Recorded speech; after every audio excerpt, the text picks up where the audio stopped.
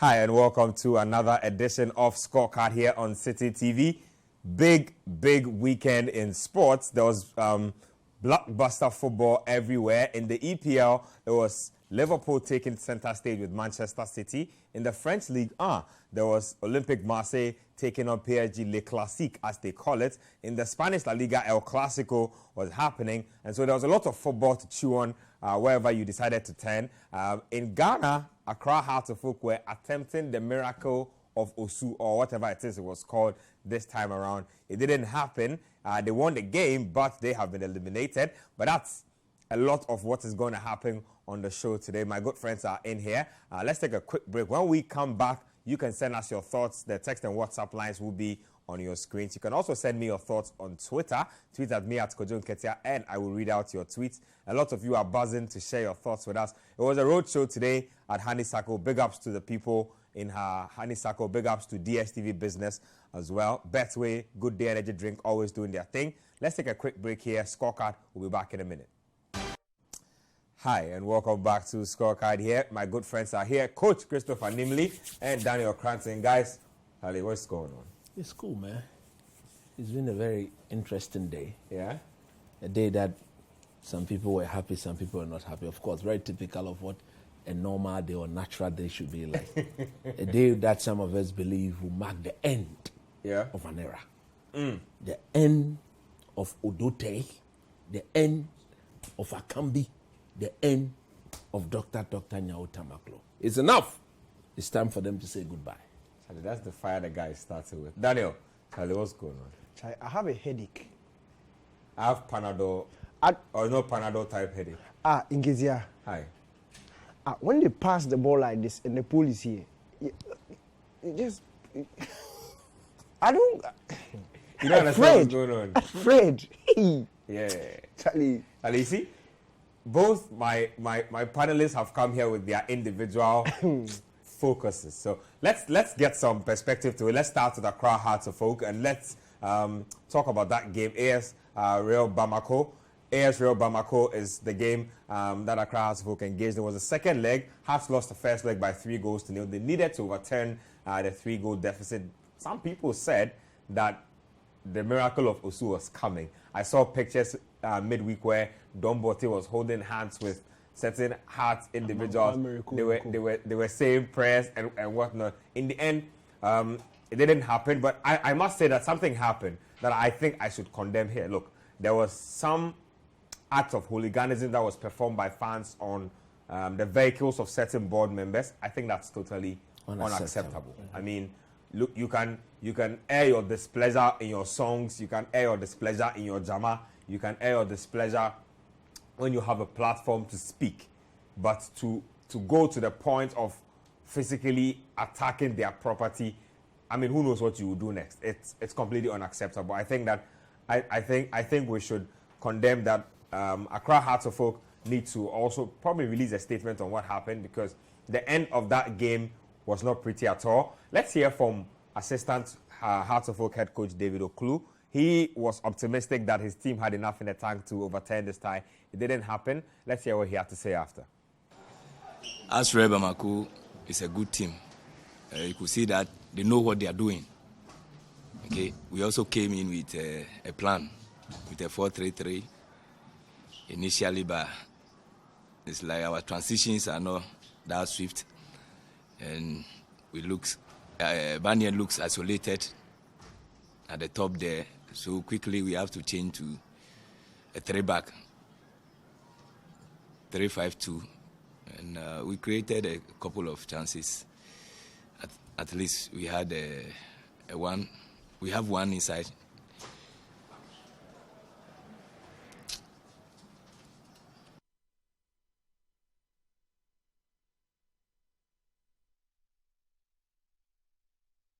David Oklu not looking inspired at all. He talked a good game before the match itself. Let me start with Daniel before I come to you, Coach. Daniel, in the end, Hearts of Oak eliminated, but the lessons from this game were more off the pitch than even on the pitch. But your thoughts on the encounter? First of all, he's an interim head coach. Yeah. Yeah, his assistant coach actually. His time as assistant hasn't started. Well. He's now acting as head coach. So when they decide, whenever they decide to hire a substantive head coach, that's when he become assistant. So he's a standing coach. So he's a standing coach, interim head coach of Accra Hearts of Oak. So these are the things I don't like. You don't. It's not about speaking out of emotion. And I thought that's what he was doing in his pre-match press conference when he was asked about the game. When he spoke, make statements like it's not a match, you are going to turn it around, don't worry. Is he not trying to whip up a fan base that is downtrodden? No. You read the room, you read the energy, and Yeah. then you act accordingly. Heart of Oak fans were not overly optimistic. There was a lot of disgust from the first half or from the first leg performance in the fan base. You pick on that, and you see, you talk like we'll give our best, we'll try. You don't go out and give some certain assurances and disrespect the opposition, because that's what his statements before the game was alluded to. And then you go out in the second leg, you are poor in the second leg, and then you end up going out by 3-1. It's very embarrassing, honestly. It's the CAF Confederation Cup. That's the second tier club competition on the continent, and Hearts have been kicked out in the preliminary rounds. It's so disappointing, and it's a downgrade on what happened last season, because last season they made it past this round in the CAF Champions League. Then they dropped down to the Confederation Cup and got knocked out in the round just before the group stages. This time they've not even been able to reach that point, and it's very disappointing. And it goes back to what we said when Boedi was being sacked. Yes, fine. If you feel the head coach must go, that is fine. That is, you are the ones in charge, and you are the ones who have given him a target, and you know the business that had gone out or gone on behind the scenes. But make sure that the person who is coming in can take the club past this level, because what you spoke about and the thing you dwelled on when you were bad-mouthing the coach and making him look like he didn't know what he was about, was saying that he couldn't take the club anywhere in Africa. So when you are getting rid of him and you are bringing somebody in, that person should be somebody of a proper repute, somebody who is of the standard, who are going to Africa and at least take Hearts past the preliminary rounds. But this is embarrassing. If you look at Oklu's record, it doesn't suggest anybody who can go into Africa and win a single game. I'm actually surprised he won the game, so I clap for him, because that is huge for his own CV. He can go out and say he won a game in Africa.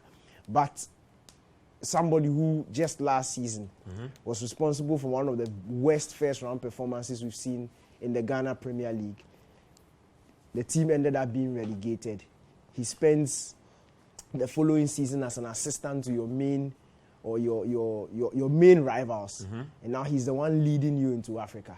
Let me just give you an example. What it is that, imagine Liverpool decide to sack Klopp today, and when they sack Klopp, they go and bring Man City's assistant and let him go and coach them in the Champions League. That is exactly what it is. And it doesn't speak of a club that is serious, and it's very disappointing that it's panned out this way, because it shouldn't have happened this way. It's not like this was avoidable. It was very avoidable. Hearts of Oak and Real Bamako should be able to battle it out on a very competitive level. It shouldn't be this easy for Real Bamako, and it has been made easy because of the actions of Hearts of Oak, and it's very disappointing that it's ended up this way. But attentions now tend to a league that is on break. We don't know when it's coming back, and it's just made the entire domestic scene for Hearts of Oak faithful very dire, and it's sad that the fan base has to endure this, because, as I said, it's by no fault. You had Africa to look forward to. You've been kicked out of Africa. Now there's no local football to look forward to. It's by no fault of the playing bodies, by no fault of the fan base. It's just the fault of the guys who are running the club, and this is not the way to run a club or the repute of Hearts of Oak. Well, talking about running Hearts of Oak properly, Samuel Boedu, recently fired Accra Hearts of Oak head coach, was present at the Accra Sports Stadium. He received an absolutely resounding welcome from the Accra Hearts of Oak fan base. It's one of those rare things. It's something you won't see a lot in football, but this was quite gripping. Just check this out. Hearts of Oak fans and the appreciation of Samuel Boedu.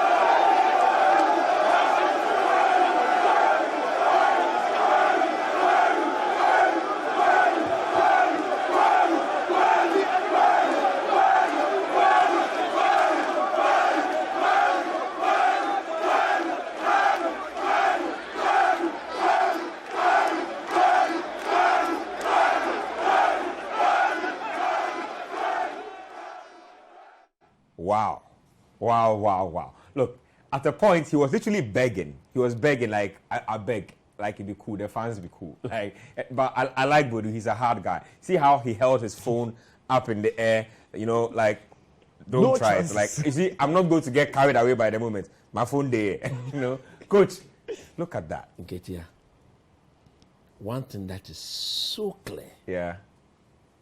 That those people, those fans, those supporters, are not stupid. They are not what? Stupid. They know exactly what they want and what they need and how to show to the people in the board of Accra Asafok exactly what the sacking of Samuel Gwedu meant to them. Look, the time is up. Me, I sit here. I condemn any form of violence for all those Asafok supporters who were involved in the deflecting. They need to fish them out and punish them. And the destroying of every form of thing belonging to Odote. I condemn it. We should encourage that. But just after condemning it, the time is now. Emrena soon. Be leshe, be show, be bache, be leshe. The time is now. That Akambi, Odote, and my daddy, in fact, he called me during the week. Dr. Nyaotamako, he called me. We had a very good conversation. Did you tell him that it was time? I'm telling him now that the time is due. That he should now go and play the role as what? A patron. Patron, council of elders. When we need any advice, they would attend to him. His ideas are obsolete. Our cake is finished. He's bringing you a Serbian coach. 4,000. It's finished. Look, last week I told them the solution of the problem. I said that it has to be Akambi Lewandowski, Odote in midfield, and Dr. Nyaotamako. Andrea Odote. So anybody who understood what I was virtually telling them that they were not going to qualify. Because that, even, these are not registered players. So they will not be, the coach is not registered. The one who should coach for us to qualify is not registered. The two players, midfield and they are all not registered players. So I was basically telling them that, forget it, it's done. And certain decisions has caused this thing.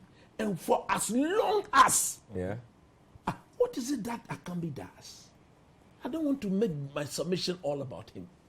But he's been involved, Odote, even politically. You couldn't find your feet. And you want to do football. Politically, you couldn't find your feet. No, that's unfair. That's a different arena. That's politically. That is it. But if you want to do House of Folk, there's a way of doing House of Folk. Look, let me tell you something. Do you know when the referees got here? No. They got to Ghana yesterday. Terminal 3, the first tent. They stood there for more than 1 hour, 20 minutes. I am putting this on record. They stood there for more than 1 hour, 20 minutes, waiting those who come and pick them up. Could you believe that? Would you believe that? That should not be happening. Nobody in House of Folk can deny this. Because I was at the airport yesterday, I was at the airport again today. Even I saw them with my naked eye. And I was asking myself, goodness me, if this had been Harry Zakor and Tomioka and Co., no more manche, by the time those people would have landed, VIP, Mercedes-Benz, SRAM, even in the Benz, so many things will happen. No more card come to hotel and check. What sort of people are these? You see, they don't understand football. They don't know what football is about. So they will sack a coach that has got the backing of the supporter spiritually. You see? You mean this, spiritually? No more. You see, this word is not ordinary. You mean Bwedu's connection with Hearts fans is spiritual? Look, there's a divine connection. That alone, look, propels the team to a certain level. I told Dr. Nyao that the players were completely against the sacking of Samuel Boadu. And that is what we witnessed today. The time has come. The supporters have made their point very clear that they are fed up with Akambi. You see, look, Numo, if I was the one in charge, I will honorably tell the great king, Togafede, you've given me close to, is it 12 or 13 years? You've given me close to 12 years of over a decade. Over a decade. What do they have to show up for it? It took Samuel Boadu to get them to show some form of tangibles, valuable tangibles when it comes to the domestic scene. On the continent of Africa, they've got absolutely nothing to show for it. And the manner in which the day-to-day run of this club is being handled is completely poor and shambolic. I'm offering my services to Accra House of Folk as I sit here today that I can say for a fact that I will do a better job than Odote and Akambi. I'm telling you honestly today. No more Togbafede, Ninkpovai. Give me the job to do. You mean you are officially? I will not sack a coach, or I will not sanction the sacking of the coach who has won me a cup, 5 cups in 18 months, when I have only 1 week to go and play in an African match. Who would do that? Would you do that? DK, would you do that? Never. Who would do that? And then when you listen to them speak, they talk about the fact that Samuel Boadu didn't do well last season. Kotoko won the league. He lost 6. Look, I think about 6 games to spare. Kotoko had already won the league.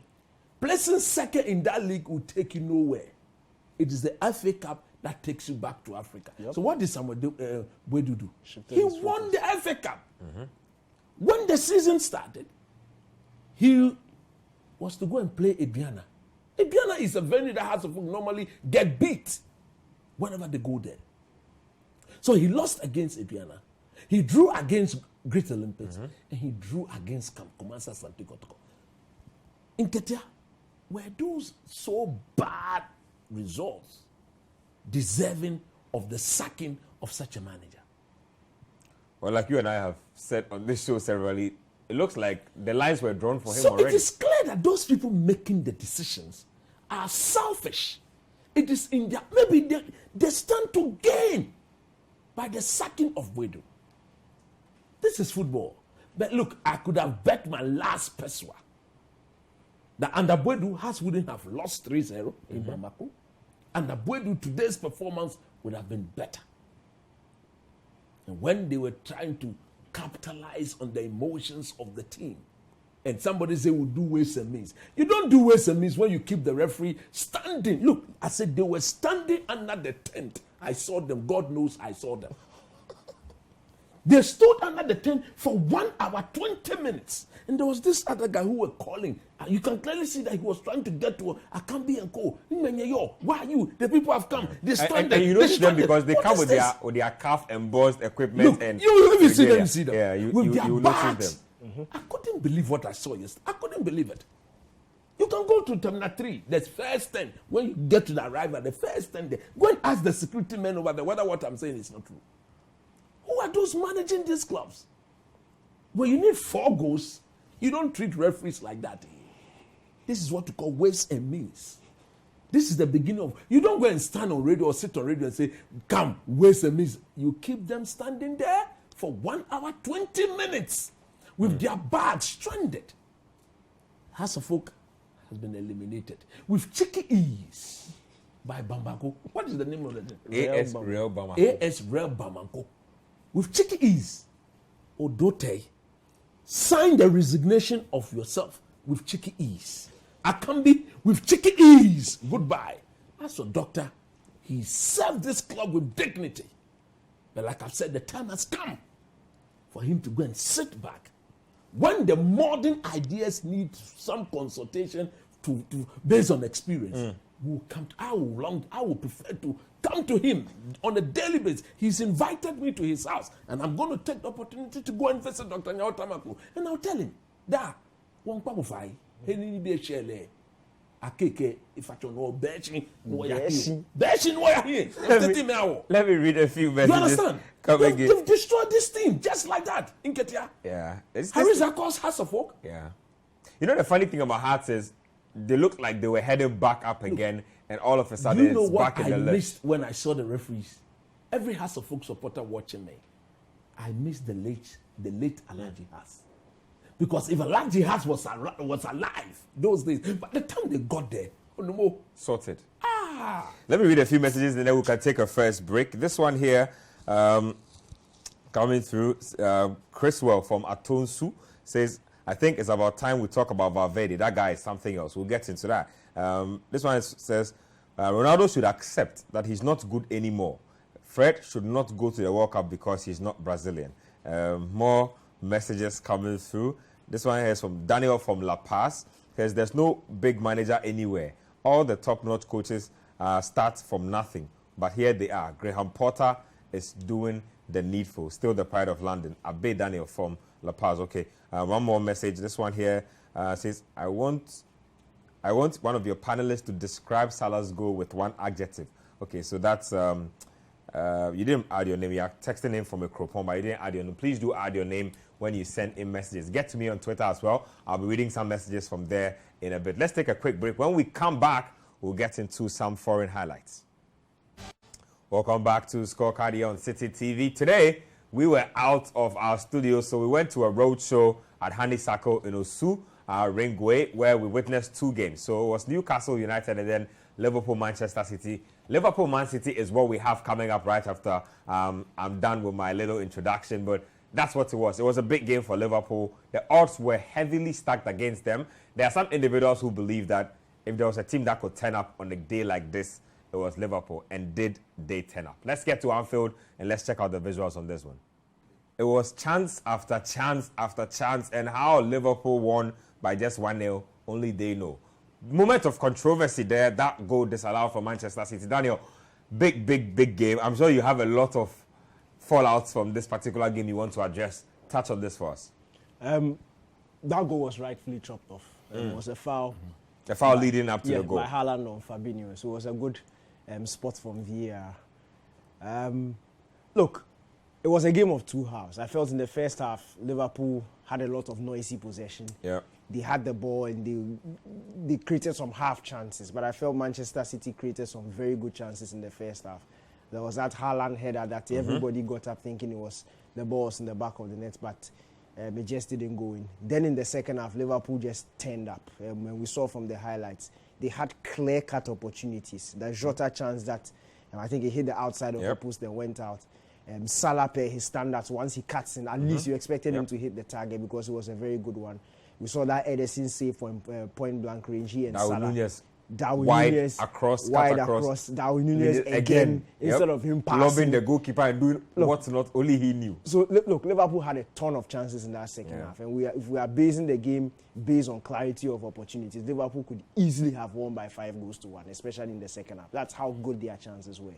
But that's where you have to give credit to Jurgen Klopp.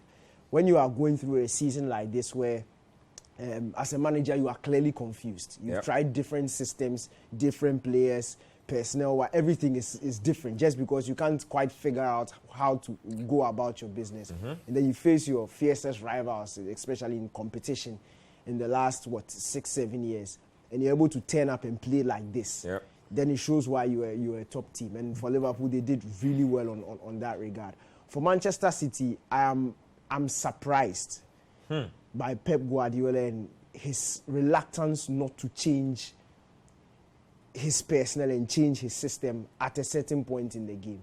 It was very obvious. If you look at the work that Harvey Elliott did defensively, helping out Milner, double teaming Foden, almost blocking him and not giving him the option to go out wide. It means anytime Foden tried, he had to go inside. And once he comes inside like this, because he's left-footed, he's toothless. He can't take a shot. And that's what they consistently kept on doing.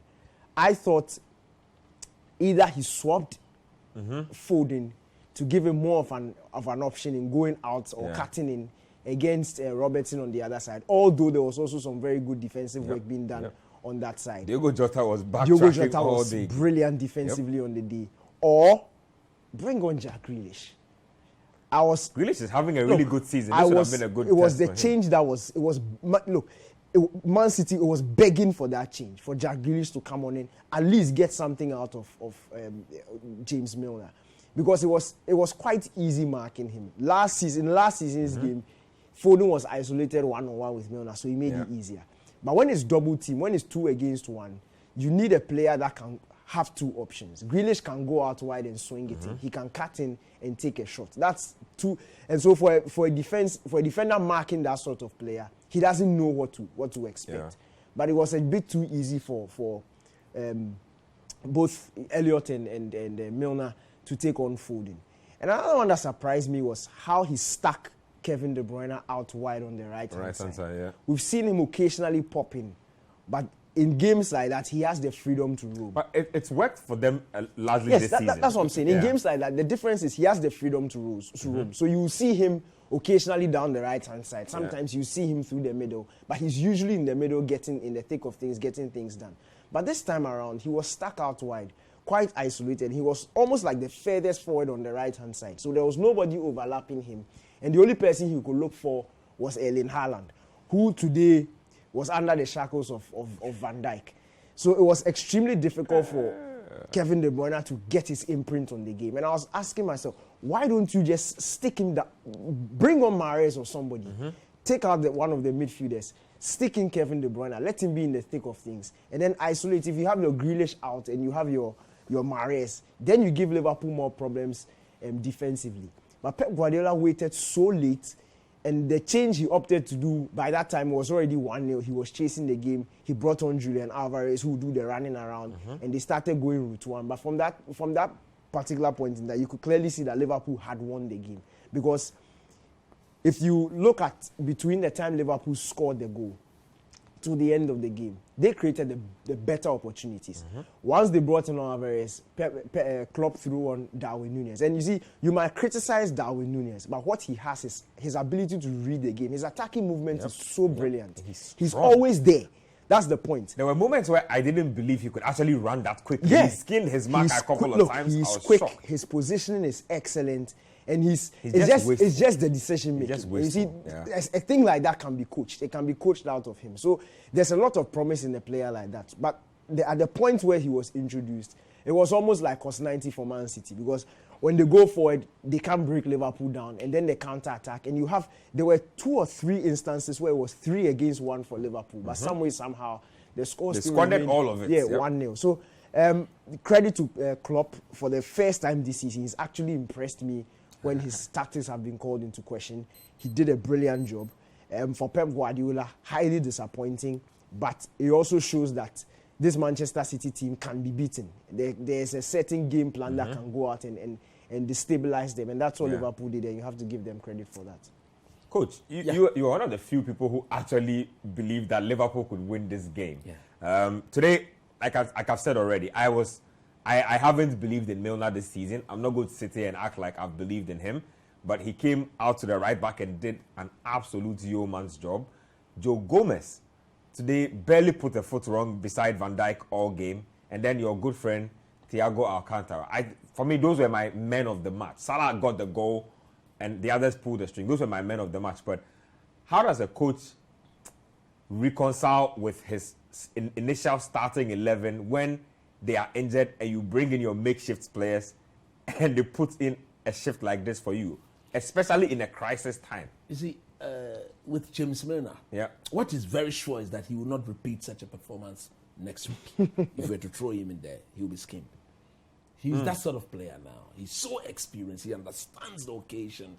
When it's a big game, psychologically, if you throw him in there, he will go in there and do the job for you. And that was exactly what happened. So credit must be given to Jurgen Klopp. I think the most important decision to me was to go for Joe Gomez ahead of Konate. Konate was even injured. Yeah. There was no Matip. And the manner in which Joe Gomez went about his business today, absolutely brilliant. You could clearly see constantly He was listening to Van Dijk. That is the problem most Liverpool fans haven't noticed.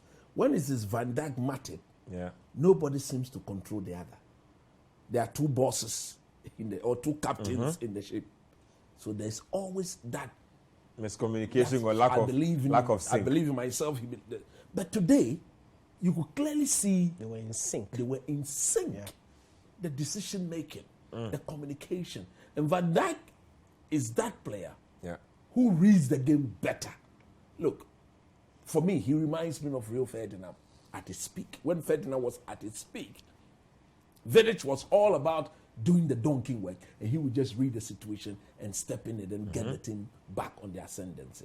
For Thiago, I've always said that he's big time. Look, his level of composure in this game for me was out of this world. The mojo, the mojo with which he had enough time to even kicking things he was not supposed to be kicking. I'm telling you, when he's in that mood, the audacity, the mojo with which he will want to get everybody to see that, come on, this is Thiago. Today was a perfect... Come on, give me the ball. Come on, let's go. I'm your boss. Don't delay. Respect yourself. Give it to me. Let me do the do. You understand? And you can clearly see him talking. Yes, it's Fabinho who sits and protects the back four. But when you pick it up, the moment he shows up, let go, and he will detect the tempo of the game. And today he was brilliant. It's absolutely brilliant. For the front three, look, I want to salute Jota. But I think that no wonder he was stretched out. At the latter part he of really Look, he gave his everything. Oh my goodness. And it has to do with the mentality of the coach. You see, the Liverpool team is a team you don't want to play at Anfield when they are going through this sort of patchy runs. I always believe, like I said on Sports Panorama, that if there's any team out there who can match Man City at home, you ask Pep, he will tell. No wonder he admitted that, look, these guys... Klopp is still leading Pep on head-to-head. Yes, these guys are not playing well. But at Anfield, I still believe they can do us so many harm. And for me, the game today was an epic representation of what the EPL is all about. And that goal, look, Salah should have had at least 2 goals today. But it's very high standard. But credit must be given to Ederson for that very brilliant chance. The league is still fresh. How many games now? It's 9 or 10? 11. This was game week 11, actually. Game week 11. Man City, they don't have a game in hand. Liverpool have a game in hand on Chelsea. So there's still a long way to go. And there's everything to play for. But I don't think Liverpool will win the league. I think... Is this a turnaround moment for them? It could be. The reason why I'm saying it could be, they've made themselves so unpredictable this season. Games they're expected to win, they are not winning. I know. The performances they put up today, it was because Man City was in town. And they knew their ego and pride was at stake. And they knew that if they don't show up, they could be taken to the cleaners. So everybody had to double their effort and everybody had to come to the party. Such games must be very mentally draining. Let me just read a few of your tweets and then we'll take more highlights. So Ellie Fearless says that Pep is too stubborn. How many times will he get beaten by Liverpool at Anfield? Clearly, a change in tactics and personnel could have given City at least a point in this game. I also believe Klopp deserves a lot of credit for winning this game. Okay, Ellie in Ziope with that one. Frank Adonting says Graham Potter is cooking something for Kepa, and I want a piece of that. Frank from Tadi with that one. This one here is from Nanaki Say. It says, I think as House of Folk fans, instead of blaming Mrs. Odote and Akambi for our woes, we should rather blame the great king for allowing the two people to be running the affairs of a club like Hearts. Okay, so that's a different perspective. This one here also talking about it's exciting to be an Arsenal fan and we'll enjoy the top as long as it lasts. Okay, so a lot of messages coming in. Let's do back-to-back highlights. Let's get to Aston Villa versus Chelsea. Chelsea emerged victorious in that one. Graham Potter, 3 wins out of 3 in the Premier League. And then we'll do Arsenal Leeds United as well. Arsenal were away from home in that game. There was doomsaw in that game. That game had to be delayed for a bit. So we'll do back-to-back highlights. We'll come in studio and then we'll break the 2 games down. Welcome back to Scorecard. Daniel, let me get to one quick point on the Chelsea game. There's been a lot of talk about who becomes Chelsea's first choice going forward, Kepa or Mendy, because now Kepa is looking like he's not going to let go of this number 1 spot again. Chelsea won. It was a difficult game, but they eventually won. But based on what you've seen so far, who picks up the number 1 spot? Look, I think it was just down to a clean slate for both goalkeepers. At the time when Graham Potter came in, Mendy was struggling. Let's be honest, he's been struggling for the last 6-7 months. And then the injury came in. And it's about taking your chances. If you are going to judge, and you judge a player by his recent form, you don't talk about what he's... Yes, that one can also count. But when you are talking about 2 reputable goalkeepers, because the fact of the matter is that Kepa had what? A bad season. It wasn't even a whole season. It was like a poor spell, and all of a sudden he was gotten rid of. And Mendy came in. And good for Mendy, he took his chance. So Kepa has come in. In the last couple of games, he's been absolutely brilliant. I think today was just the cherry on top of the cake. The sort of performance he put out there. It reminded everybody of that Athletic Bilbao Kepa, the first Chelsea first season. The guy they spent 75 million on. I think it was under Sarri. Sarri's Kepa's first season under with Chelsea. Brilliant shot-stopping ability. And his ball playing he's much more comfortable on the ball also. So for a manager like Graham Potter, he's a sort of goalkeeper that will suit him better. And it's just about once Kepa can do the basic goalkeeping work. And can also do his shot-stopping work. I think he'll get sounds like Mendy's in trouble from what you're saying. Most likely, because this is Aritha Balaha. Your good friend. My good friend. And it's absolute Balaha. And I think it's exciting to see him do these things currently. Because, look, I think he's come to accept the fact that there's proper competition on the bench. That's the FIFA world best goalkeeper. That's the FIFA world best goalkeeper sitting on the bench. If you were to ask me on form, who do I think is the best goalkeeper, I will go for Mendy if I'm the coach, if the two of them were on form. But as we speak now, Aritha Balaha deserves... Mendy's confidence is in the gutter. Yes, and Aritha Balaha, he deserves to play.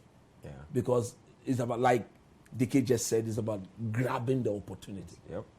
And once he was brought back, he has attributes that suit the style of the current coach. And so he plays. And I think Mendy will have to make due and then wait till Aritha begins to falter, which I don't see coming anytime because soon. He's been waiting for his shot for a long time. For over a season and a half. In fact, there was talk of him going on loan. There was talk of him getting sold. Exactly. Sarri wanted him a lot of uncertainty. But look, he's doing brilliant. But again, look, Arsenal's are doing very I was just about to talk about them, just to touch on Okay. them. So they are 4 points on top of the table That's now it. after Manchester City lost the game. So they have 27 points. City have 23 now.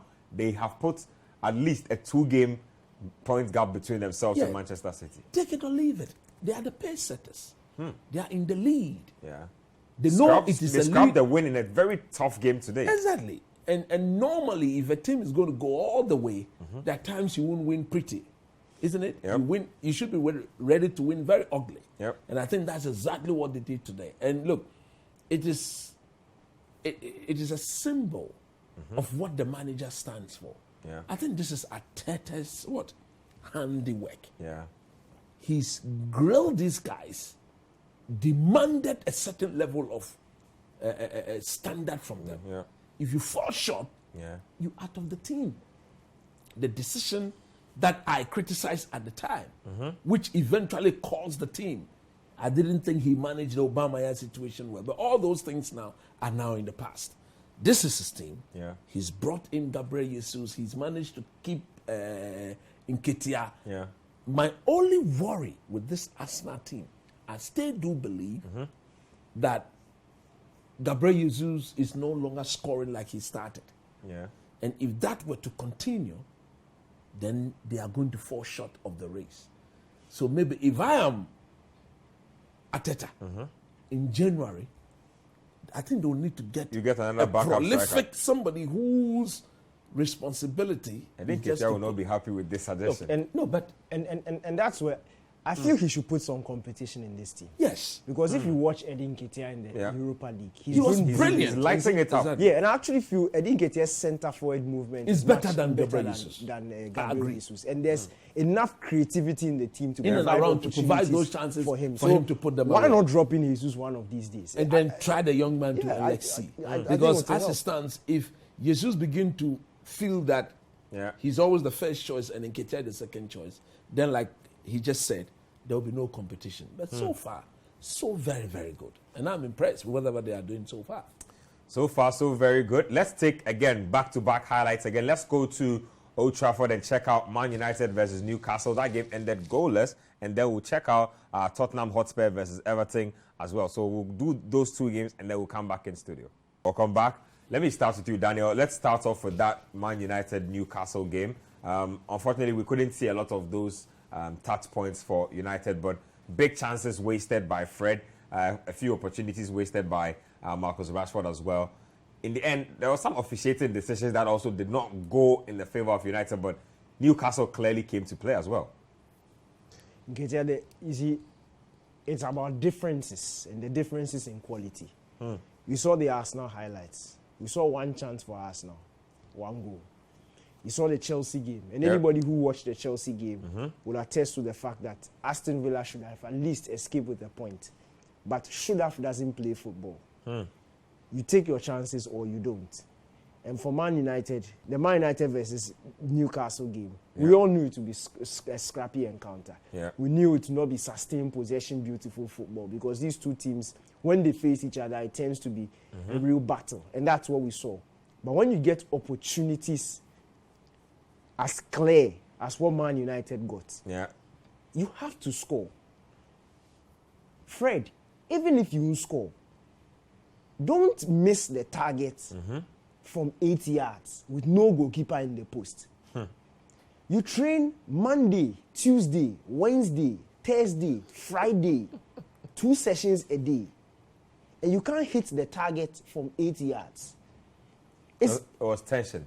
It was pressure from the occasion. Oh, no. Look, he's been kicking balls his whole life. Pressure from the occasion. Nketsia, Fred has been kicking balls his whole life. I don't see how... Getting paid handsomely for it too. To kick balls from Brazil to Ukraine to Manchester. Look, and my he can't grandmother will score that goal. He can't hit the target from 8 yards. Look, I'm still struggling to understand how he missed that. That aside, it was missed. Fine. You progress play. The last minute headed chance from Rashford. You see, that is a difference maker. When you say you want to play through the headline. When you say you want to be a striker, these are the sort of chances you score. And again, how do you not hit the target from 6 yards? You let the keeper save it. But don't head it off target from 6 yards. It's not possible.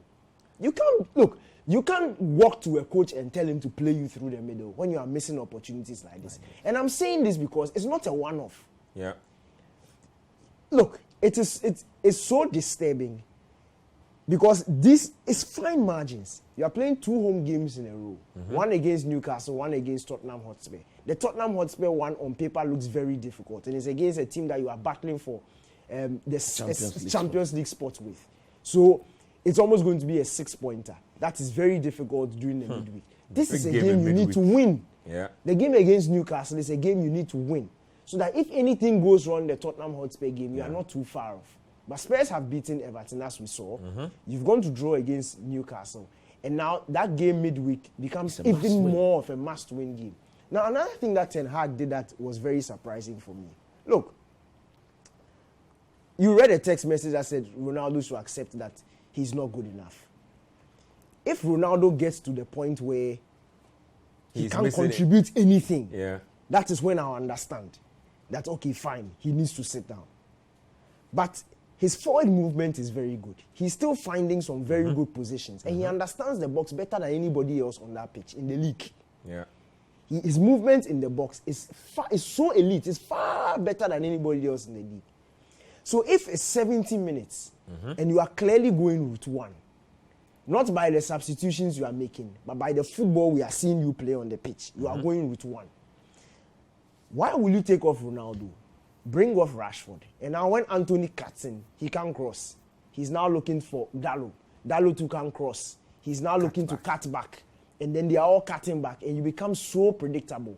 And then the one time you decide to cross, the ball falls on the head of somebody. I don't remember him scoring a headed goal in his life. And then he misses it. His eyes were even closed. Look, some of these decisions, they are game-changing decisions. Look, United needed a goal. But I felt that substitution should have been somebody else, one of the wingers. For me, I would have taken off Sancho, brought in Rashford. Because Rashford can cross, Rashford can shoot. Sancho had a very indifferent game. Patchy. And you see, once you have Ronaldo there, Yeah. that route one threat is always there. You can always swing in the cross. You can always get in the cross and disturb the Newcastle centre-backs. But United didn't do that. And for me, per how they played the game, per the decisions they made on the pitch, the sort of chances they wasted, they deserve the goalless draw. Because in the same way, Newcastle could also say that Joelinton should have scored that first half chance. But look, it's such a disappointing result for Man United, especially considering what the fixture list and the importance of this fixture in the next three. I'll come to coaching a bit, but let's take a break here on Scorecard. We'll still come back to that United game, and then we'll also even talk about that Tottenham game. So just stay with us here on Scorecard. We'll take a quick break. We'll be right back. Welcome back to Scorecard. Coach, you get the final word on the United game. Goalless and ended. Very disappointing, to be honest with you. But again, some of the refereeing decisions, come on, man. Unacceptable. Clearly unacceptable. As to why that Jadon Sancho ball wasn't given as a penalty and not looked at again, was there contact? There was clear contact. From who? Is it Longstaff, I guess? Yeah, it was Longstaff. There was clear contact. But at times, some of these decisions will not go in your favor, and you have to move on from that. My only worry is the lack of creativity through the middle in the absence of Eriksen.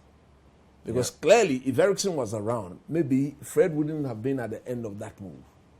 Maybe he would have been at the end of them. At the time that sequence occurred, I was struggling to find out where Bruno Fernandes was. Because per the combo, he should have been at the end of the move. You understand? So maybe gradually, the movement within the system will improve. It has to improve because you don't want to have people like Fred being on the end of such very interesting move. But having said that,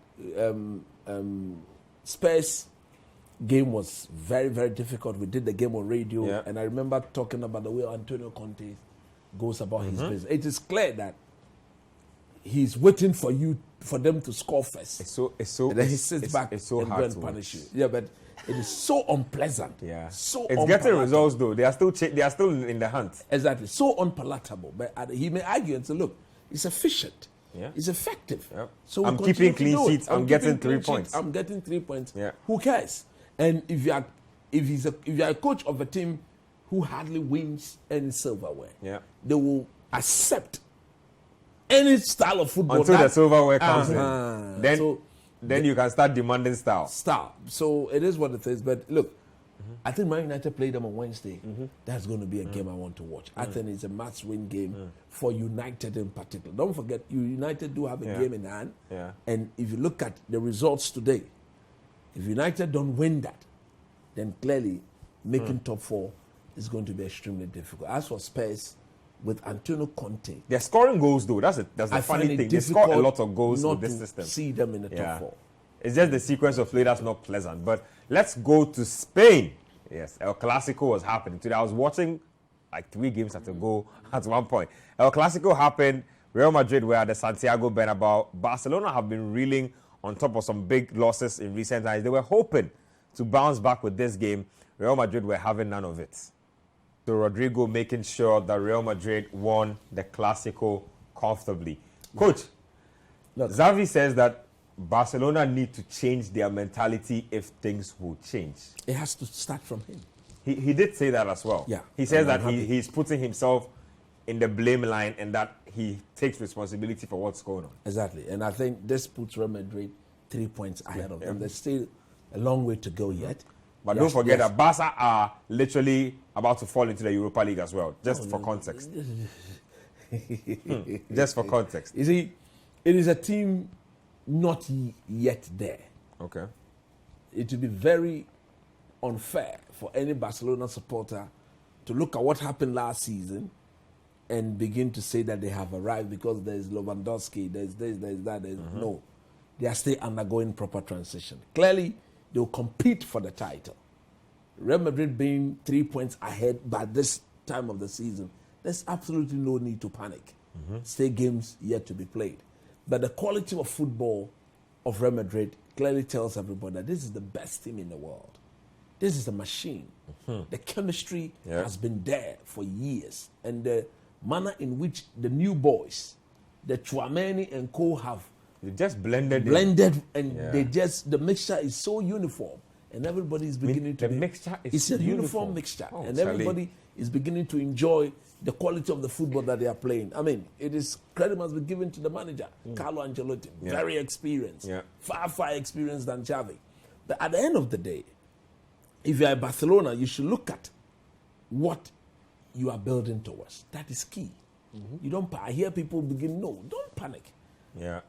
Is Lewandowski the one for the future? No, but under the circumstance, who wouldn't take him? I would have taken him. Yeah. Because of the class he brings on board.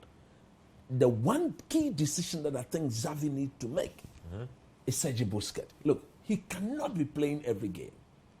When he was on top, we all knew him not to be a very quick player. Most of his movement was done here. Now, his age and the mileage in his legs has further slowed him down. He's played so many games, I've lost count. Exactly. And if you look at, yes, he's very experienced. Yes, I know he'll be captain in Spain at the World Cup. That is one genuine reason why he should be resting the young man. Do they have players who could step in? I think the Côte d'Ivoire boy, Frankesi, at some point in time, should be given some responsibility. De Jong is not playing regularly, which is shocking for me. As for him, he will suffer. You know what's crazy? Because every time they bring De Jong into their games, their games completely change. But come home, you won't come home. That is what you get. So let him suffer there for small. We know he will eventually come home, but let him stay there. You're still hopeful. He will come home. It's a matter of time. He will come. So for him, is that. But of course, if you're going to, there are times where in this game, I thought that he should have gone for some physical presence in the midfield because of Valverde, because of Chouameni. You see, Pedri and De Jong are not that physical. Pedri in particular. There were moments in the game where you could clearly see Valverde in and around Pedri, virtually bullying him off the ball. And Barcelona needed Pedri to get them to play. And that wasn't made possible. Look, it was a perfect win for Real Madrid. Karim Benzema, we need to highlight him boldly. By far, the best player in the world. Yeah, he's picking up that ballon. He has to take it. Nobody wins it apart from him. And this is a clear indication reminding everybody that, look, it's my award. Please give it to me. And he deserves it. Congratulations to Real Madrid. Super performance. Daniel, how good is Valverde right now for Real Madrid as a player? I mean, you've watched him since he joined the club. You've watched him play in multiple positions. He's turned up in multiple big games for them. How good is this guy right now? He's a coach's dream. He's a coach's dream. That's the perfect answer. He's a sort of player that can do an elite job in any position, any role that you give him. And we saw Jose Mourinho love a player of his time when he had SCN at Chelsea. If be it right back, he will do it for you. And he will do it as well as Cafu does it. If it's central midfield, he will do it as well as Pirlo does it. If it's attacking midfield, he will do it as well as Steven Gerrard. If it's even a centre forward you want him to be, he will do it as well as Lewandowski or Benzema. Look, Valverde, he's that good. And we've seen him in this Real Madrid team. And when you have players like that, they offer you different dynamics, even in-game tactical switches are made easier because they are around. You can easily pick and slot him here, take him out of this position, put him here, and he'll do the job, and he'll do the job for you. His tenacity, his ability to run, his battery never runs down. At the end of the game, it's like 93%. He's a robot. He doesn't need recharge. He's literally a robot. He doesn't. He's like a yam. He's slow. He's so good. He's so good. The energy is always there. And players like this, when you know how to use them, you don't have a problem at all. And you can tell that Carlo Ancelotti understands him, and he understands how to deploy him. And obviously, he's getting the business done for Real Madrid. And the interesting thing is that it's not just defensively also. Offensively, he's also getting. You know what's crazy about him? Like Daniel said, he can literally do everything from defense to midfield to attack. Whatever you want him to do, just tell him. Look, he'll go there and do it. They have Valverde, they have Bentancur, they have Vecino, they have Torreira. We have Partey, we have Idris Baba, we have Kudus Mohamed, we have Inaki Williams, we have Mohamed Salisu. The same way we are sitting here talking about their people, The same way they are sitting on Uruguayan TV, are you sure about talking that? about our people. You sure about that? Did you see Partey? The reason why I'm saying we should be worried about him is that is our weakest department of our team. Our midfield going to the World Cup, lightweight. Very, very light. We don't have a lot of time to dwell on that. Hopefully we can shine some light on that some other time. Let's go to Italy and do back-to-back games as well. There was a Turin derby between Torino and Juventus. Juventus settled that with a late strike. Inter Milan were up against Salernitana. That result against Barcelona in midweek appears to have gingered them a little. They were up and they picked up 3 points this particular weekend. Let's check it out. Daniel, quick thoughts. Juventus, Vlahovic deciding that particular tie, the Turin tie.